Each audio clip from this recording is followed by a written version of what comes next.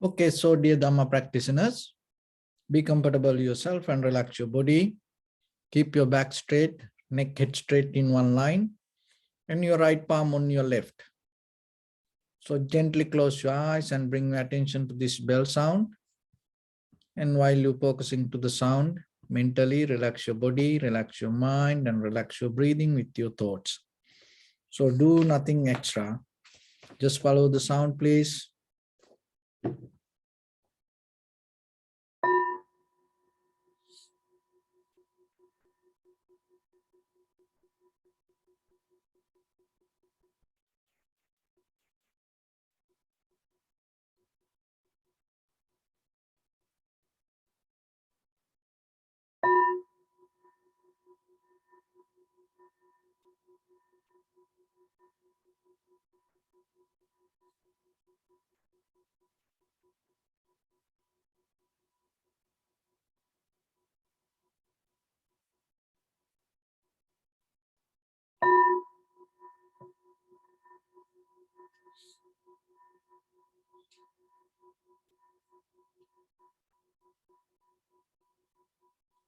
Namo tassa bhagavato arahato samma sambuddhassa.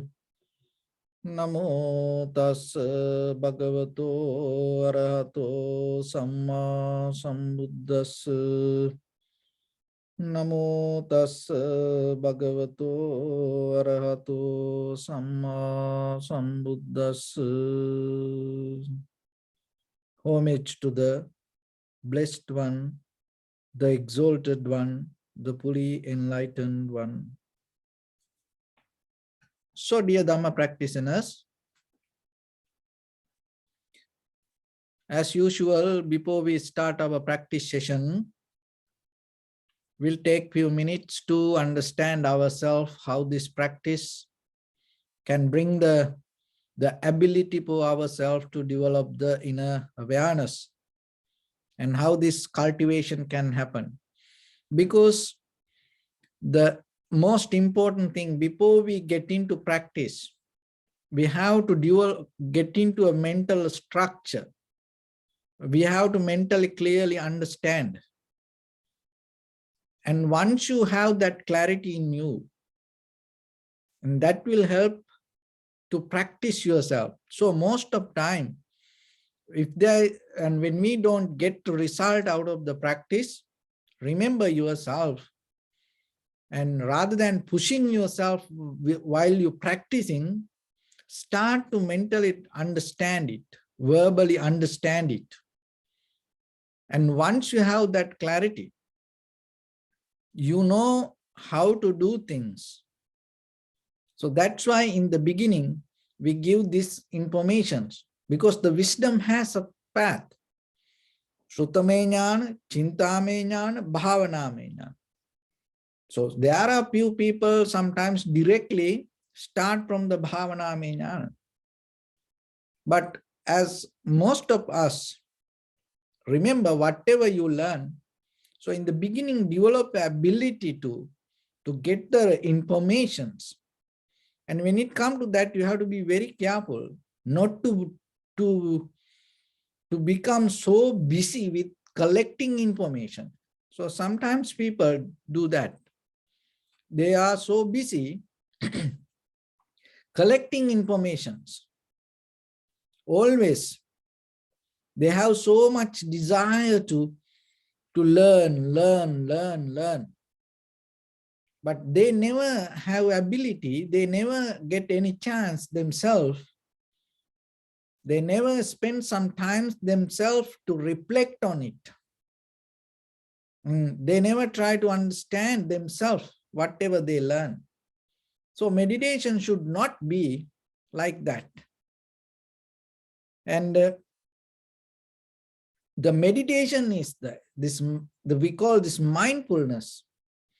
It never should lead you to any madfulness. Remember that. So otherwise, that most of time we see meditation, the mindfulness can end up being madful regarding something.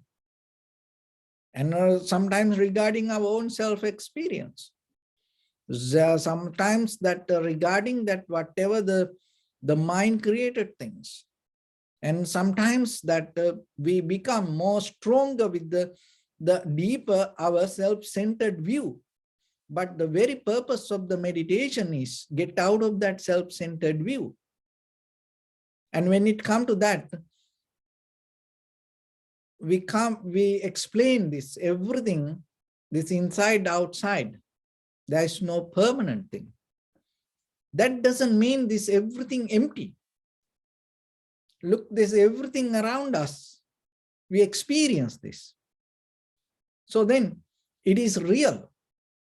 We can't say, we can't deny. That is when it comes to the Theravada Buddhism, that is one of the fundamental quality that hold by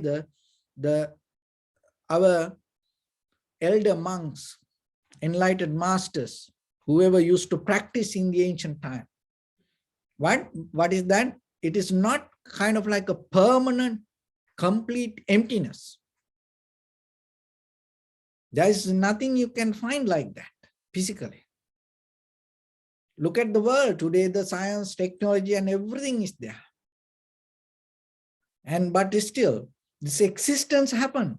This keep coming. Even yourself, even you die, it's going to come back. So if this everything empty, how this can come back? So there is something. That's why we have to practice. If everything empty, we don't need to practice. Then you just give up. That's it. Stay away from everything and do whatever you want. Because by the time, this everything going to be empty. But this is not like that. That there are things real. So this is conventionally real. And this is conventionally real. But this is not real. That is the key point to understand. So how this become not real? So that's the challenge. So I am real. So I have a body and I have feelings and I have a life and I can feel this experience. So I am real, but I am not real. Because when it go to deeper level that we understand, this everything change. And everything change. But at the same time, what happens? Our mental view regarding I am, me, sometimes we don't see. And because of that, we pondering to outside. And we see that all whatever we experience as perception, that all change, but we don't see the experiencer. Why? Because we get mesmerized that perceptual experience. And even you recognize the change. That is a very deeper, fundamental quality of mind. This mesmerizing out of the mental experience. That's even sometimes happiness, satisfaction, joy, pleasure. Those are things we caught up and we think. And even other thing is that, remember that the calmness is kind of like a drugs. But when it comes to the Buddha's teaching, forget about calmness. We don't care about calmness. Of course, it is important, but look at the world today. And everybody, when it comes to mind, they're into calmness. And they put unnecessary validation on calmness.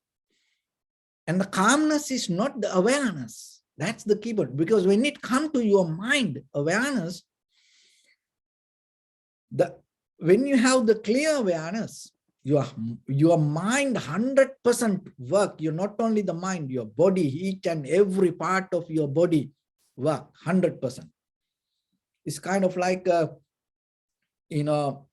that steam train, So I give a simile. So a steam engine train goes kind of like, high mountain area. And there is a big mountain. And so in the front, there is an engine. In the back, there is an engine. And this one push and this one pull. And when it comes to the, the inclining, and go into top, what happens? These both engines open all the valves and bring the maximum strength. There is nothing rest. So your awareness is like that. And that is in Vipassana. That is the difference. When it comes to look, that the people go into calmness and through a lot of pharmaceutical product, drugs, alcohol, and all these comfortable material things. And we mesmerize with the calmness. It's good for babies. But when it comes to Vipassana level, you don't need to put that much validation. It's good, but don't look for that. That's why when it comes to the observation of your inhalation, exhalation, in the beginning, when you start to settle down with the sensation, by the time, what will happen? You start to feel so calm with the body, comfortable, relaxed, joy. But you should not focus to that, and still you keep your awareness and go deeper. And then you see the mind and thoughts. And when you see the thoughts yourself to the very first time, it's kind of like you reach to a higher level, and very first time you see very beautiful landscape, and then you say, wow. So it happened in you also, because this is the first time you experience. Sometimes you start to see your own thoughts. And then when you keep observe, you start to see the roots. And then again, you see, wow. So in the beginning, if you caught up on the comfort, joy, the pleasure, calmness, you can't go beyond it. So then in day-to-day life also the same. Look that most of time, even in a very conventional life, and this calmness, this comfort, joy, mesmerize, and it put you to sleeping mood. That means sleeping mood means you feel awareness, you feel awake, but your awareness, that consciousness, recognition disappear. So that's why, and sometimes, people use this, people know this. And that's why sometimes when you want to get the kind of like authorization or the signature, or kind of like, help out of somebody, what you do, you invite for a dinner, take out, and sometimes you give gift. What do you do? Why you do that things? Because you know that, and you give the comfort. And out of that, what happened? That person awareness disappear. And then whatever you say, oh, okay, do it. Many people know that. And sometimes terrorists, in the most of time, when they want to tackle any situation, what they does mostly, they bring this kind of things to, and that's why in the military vehicles, it's very rough, no any cushions, no comfort. Why? Because the comfort take you to mesmerize your mind.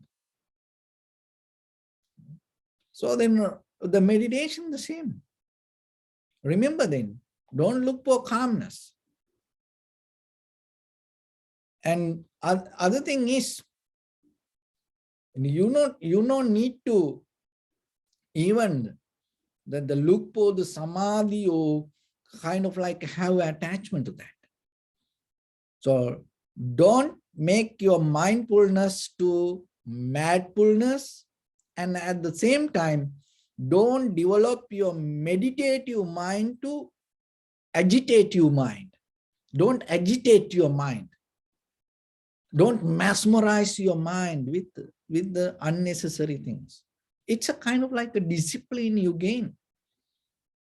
So sometimes if you don't hear it, it's become a greater challenge for you. But once you know that, then now you know, oh, calmness is not the main focus. But a lot of people, so into that kind of things. It's nothing wrong with that. But the thing is, for you, that should not be the end result. Because that calmness, it doesn't make any sense. Feeling good doesn't make any sense. So then in the beginning, when you have the Shruttamaya Jnana, developing the listening ability give the strength to hear this and understand. And then you take it to the Chintamaya Jnana and you develop a logical mind in you and understand yourself, and reasoning by using your own awareness. And then you push the limit and go to the meditative experience. So when it comes to that level, in the world, from the beginning to today, there are two sides, mind and matter. So some people say the ultimate thing and the beginning of the world is matter. And some says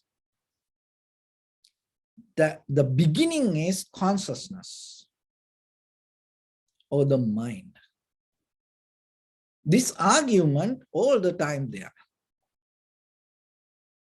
So we depend on this mind and matter both. And the matter we can see, but the mind we can't catch. So because we can see, we more into the matter. Because we can't see, and with the mind, we more into stories.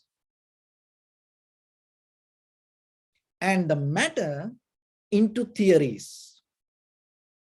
So the theories build up different kind of principles, stories build up different kind of principle.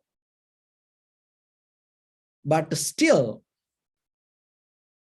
when it comes to life, your life come out of the help of from this both. What happened is, when it comes to the matter and the theories, and when it comes to the mind and the stories, this both forgot, neglected how we experience this. And then out of analyzing the matters, you can come to any kind of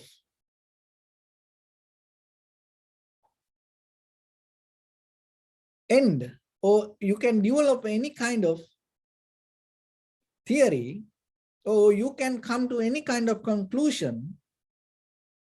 Oh, this is like this. And out of analyzing stories, what happens? You can develop more stories. Rather than come to a conclusion, you develop more stories. But what the meditation does? So the meditation is a method, rather than going with the mind or rather than going with the matter, you just come to the moment to the experience. You settle down in the present moment. And you just come to the pure level of awareness. And when it comes to that, you use the mind and matter both. The matter is the body, the mind is the thoughts. So you have to have this both to experience something. And rather than clinging to, or rather than separate something from it, or rather than resisting, and you have to use this both. And then in the beginning, you should not use your thoughts to overtake the material. So then if you do, what will happen? Your story is going to overtake theories. And then maybe you become so happy about it. But you're not going to recognize the reality. So our purpose is, it doesn't matter the mind, it doesn't matter the matter. What is the reality? So we see things, we experience this. What is the reality of this? Is this in the end, or there is something beyond?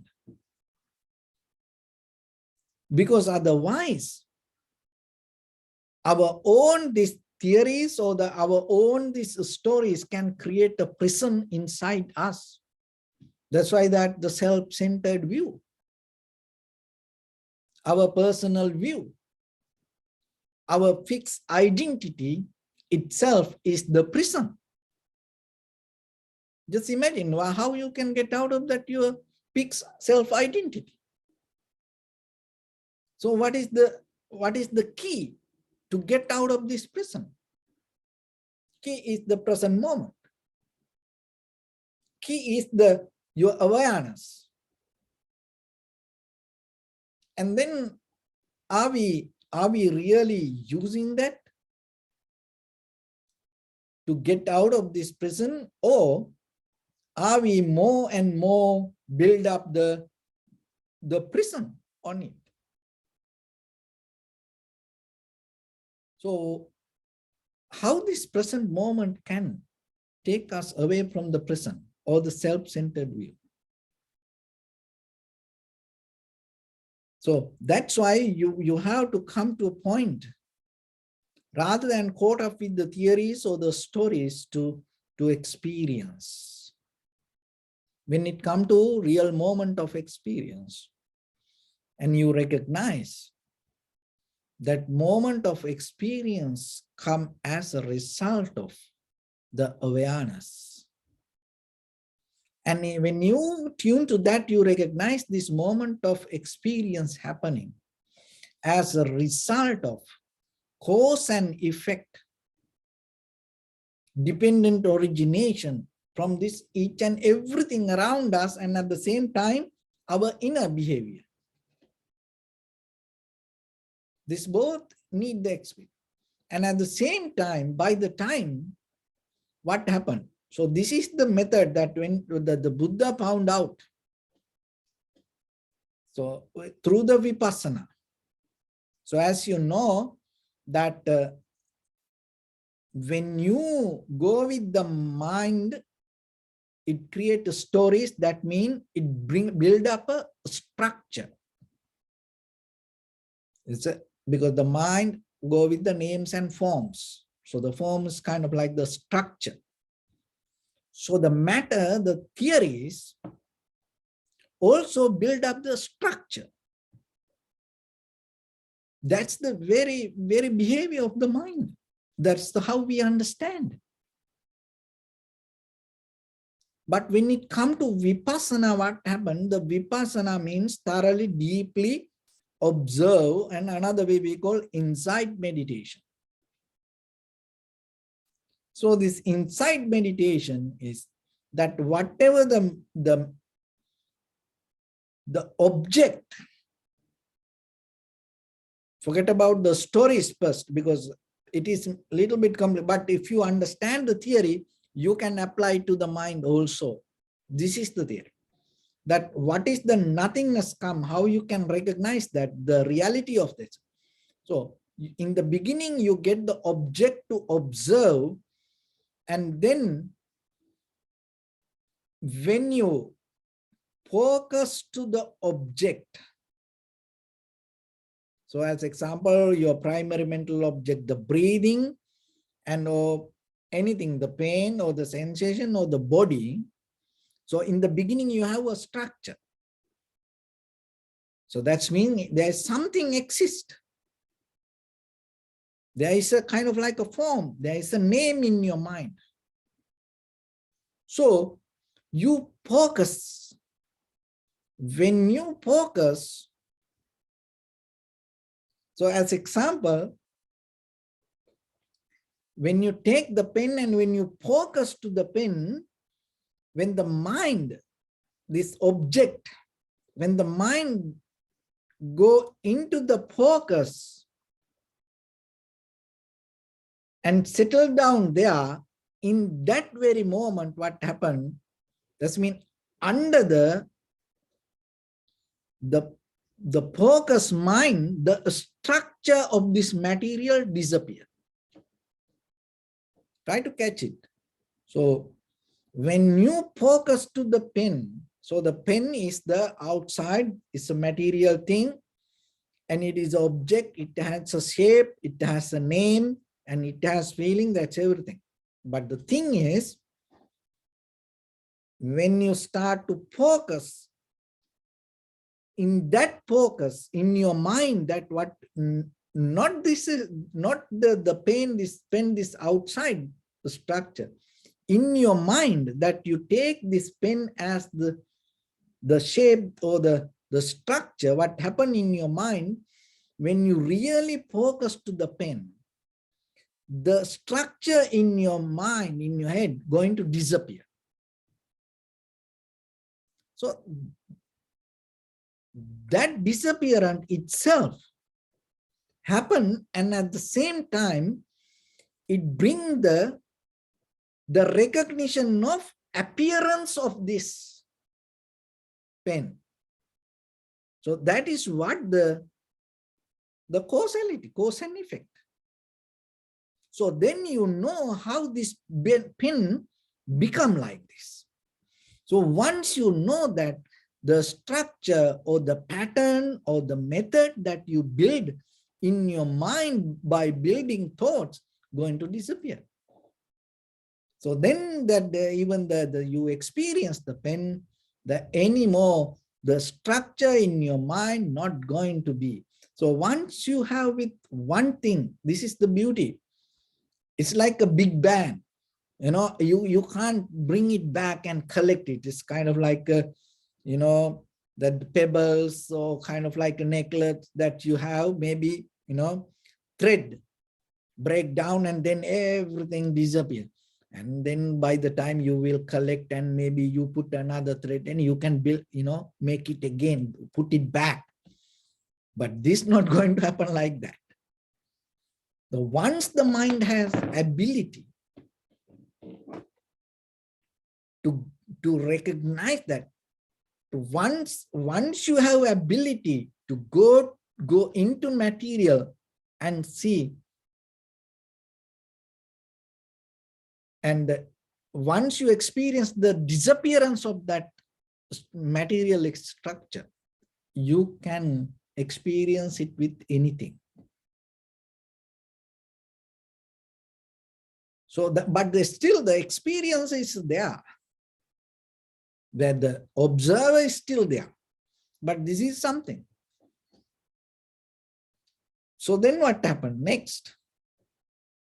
So what is this ultimately, when it comes to the vipassana level, what is the ultimately that you recognize, that how you can get out of the consciousness, because awareness, because sometimes that as a super consciousness or the ultimate truth, you know, you can take this consciousness. That's why sometimes it's a this conscious field. Each and everything, everybody experience the same consciousness. We are just appear as a part of it. So, but in Buddhism, this consciousness not permanent. It's always changing. So how you can tap into that? So remember the previous lessons that we had we had a theory. What is that? You can't bring that understanding to your mind and explain by words. Why? Because then it becomes a story. Remember that. Okay. So with the stories, we can't understand this. But for that, we're going to bring a simile, example. So what is the example? So that example is the causality, cause and effect. Once you understand that structure, because that is the king, the cause and effect is the king of the wisdom, that anything, physical, mental, everything. This everything appear as a cause and effect. So that is the king. So if you very clearly understand it and experience it, and if you apply it to experience, and then you will see. So in this very moment, these lights, this computer, this everything, this camera, this everything bring us this appearance. So I can see this because of the light. And that my eye consciousness related to eye object become more clear because of the light. And then what happened, that my recognition going to become more sharp and clear because of this outside things. So in case, just imagine, in case suddenly this light or this computer, this anything change, what will happen? When it happens, it affect for my eye consciousness. And it affect for my eye consciousness, and at the same time, as a result of the effect of that eye consciousness, my awareness also going to get affected from it. So the experiencer, maybe the thing is this, we have ability to come back to the balance. So as you know, in the tranquility meditation, the undisturbed mind, when you do that, you have ability to come back to it. So your consciousness always, that's why it explained as a field. There's no high, low, it's always the same frequency, same strength, same light, same power, so kind of like that. But the thing is that it's not about the outside, that the inside, that what you experience, your personal experience, effect out of your eye, ear, nose, tongue, body, mind, consciousness. So then once you have ability to analyze the shift happening by the time, according to the environment, how this shift happened in you, and then you recognize the experience arise as a result of what we experience. There is no experiencer completely separate from experience. It cannot be. But the thing is this, when the mind gets mesmerized, when the mind becomes so comfortable, when the mind so settled down with something, we don't see the change. If I bring a very simple example, look that we, when we watch the news, if you go out, when you drive, sometimes when you have conversation with others, if you see somebody do some things, wrong things, and you recognize it, and sometimes you say, why these people do this? But when you have very close people, they do more worse things than the other people, that what you see on news or the outside. But you don't see it. Why? Because of the likeness that you created, it mesmerizes your mind not to see that. It happened there, but you don't see. But when it happened far away, when you're not attached to somebody, and especially when you hate someone, and you see maybe, a lot of things. So like that, what happens in us? So whatever that we experience with the comfort and even with the tranquility state, the calmness, so those are the things become barriers inside us to go into this reality and understand how even the experiencer change. So experiencer is a kind of like a well-guarded, king in the middle of the palace.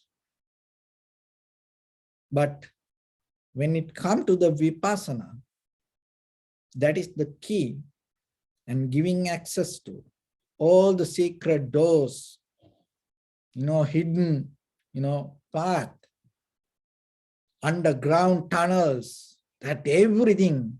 And the vipassana, why? Because vigorously, thoroughly, deeply, you observe each and every part of it. You kind of like become a bulldog,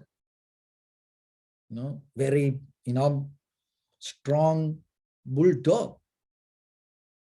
So you take it to each and every part and see what is the reality, what is this? It is not, you're not going to look for nothingness.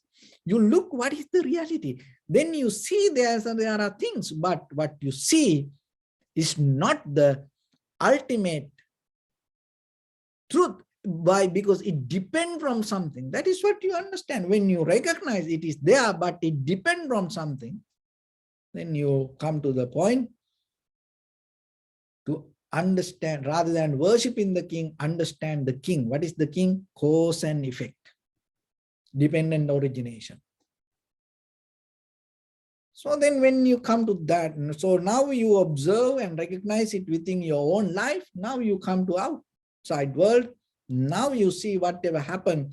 When you see that whatever happened, as I mentioned, that already the big bang happened in your head. Now anymore, when you see something and there's nothing that can happen isolated, and there's nothing can happen as a separate incident. There's nothing can exist separately by itself. Then things happen as a result of something. So when you see something, there's a reason behind it. When you see what happened, when you see that when this pen appear, when there is a reason, there are some other reasons behind this pen to be a pen like this, to appear as a pen like this, you anymore not bound to the structure of this pen appear in front of you.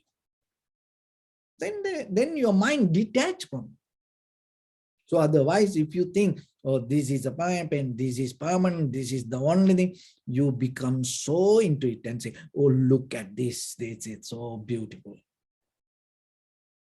And then what will happen? Then according to that, things start to come towards you. So when it comes to meditation, remember in the Vipassana level, that is where we go. That is the ultimate. And it is not a rocket science, and it is not a kind of like something you build up. Remember how the mind go? The mind go with the stories. So don't make it as another story. That's the thing. How something can become separate from the story? How something can become really real out of the story? By experiencing.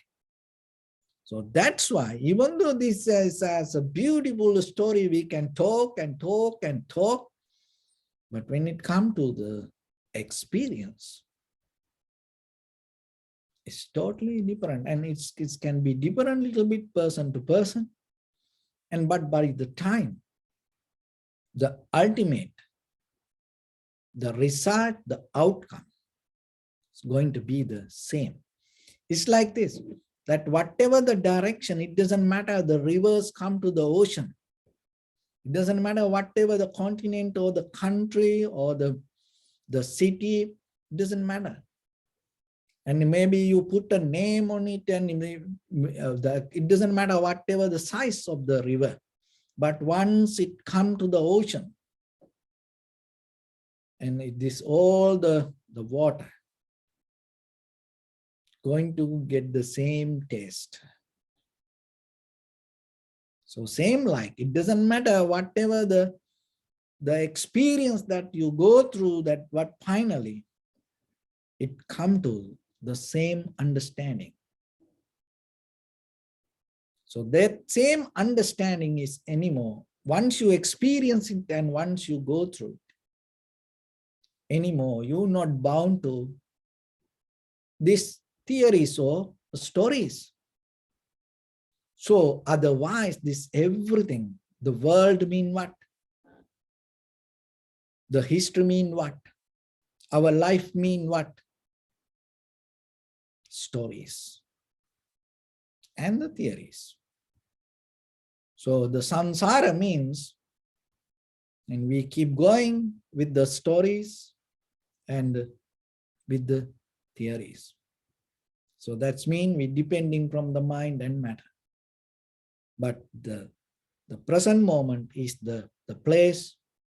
You no need that anything. Why? Because that is the only place that you can have the experience. So let's go into that a little bit. So your right palm on your left, neck straight in one line, and be comfortable with your posture. So bring your attention to your body, please, and observe head to toes yourself. And say Sopat Veva, or may I be well and happy 3 times.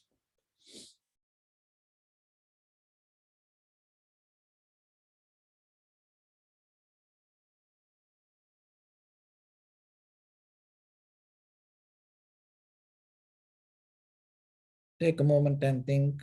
We gathered here in this moment to practice this ancient meditation technique.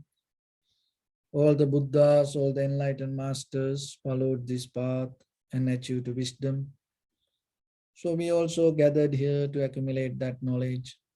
In this moment with this sitting, may my body become more comfortable, may my breath be more smooth, may no harm come to me, may all the success come to me.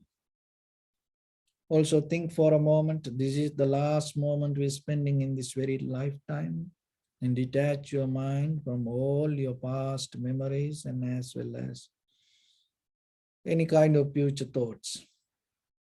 Just try to remain in the present moment, observing the sensation of your inhalations and exhalations. So in the beginning, deeply and gently, breathe in, breathe out 3 times and find the sensation, please.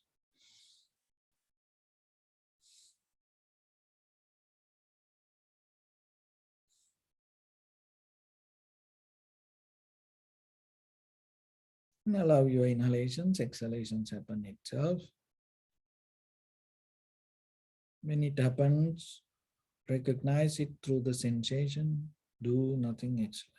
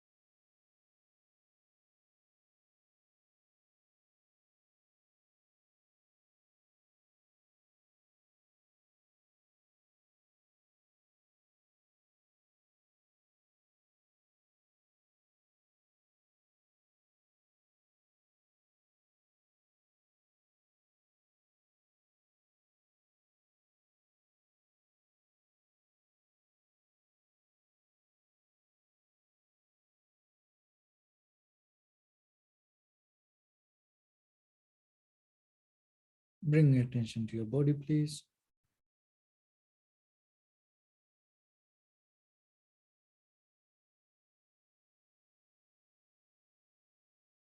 Observe the posture.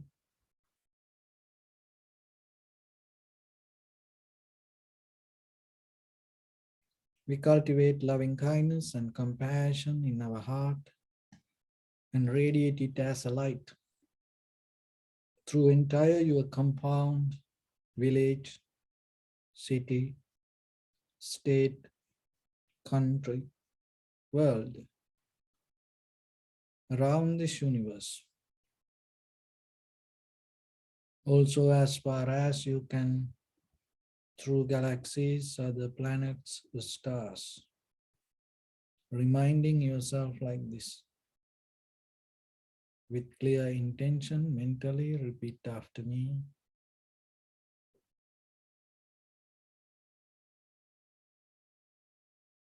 May all living beings in this universe be well and happy. May everyone be happy and safe. And may their hearts be filled with joy. May all living beings live in security and in peace. Beings who are frail or strong, tall or short, big or small, visible or not visible, near or far away, already born or yet to be born. May all of them dwell in perfect tranquility. Let no one do harm to anyone. Let no one put the life of anyone in danger. Let no one out of anger or ill will wish anyone any harm.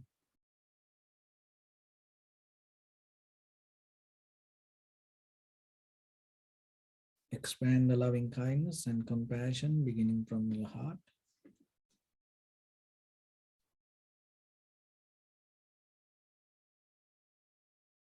Forward. Visualize yourself and send it as a light.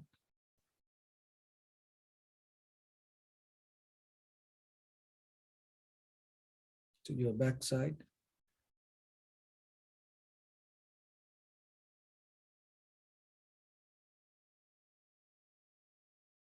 To your left side.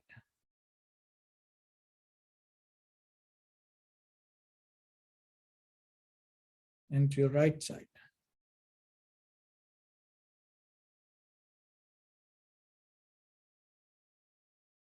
Downward.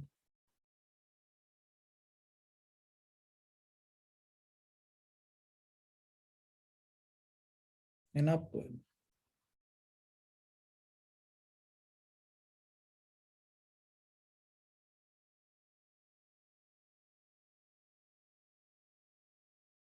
To all 6 directions at once.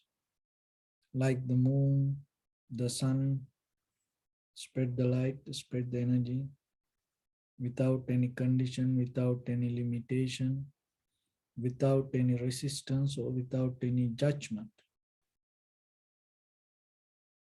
Let your heart to shine with the loving kindness and compassion from the bottom of it, with the maximum effort to the highest, wishing yourself, may all living beings in this universe be well and happy.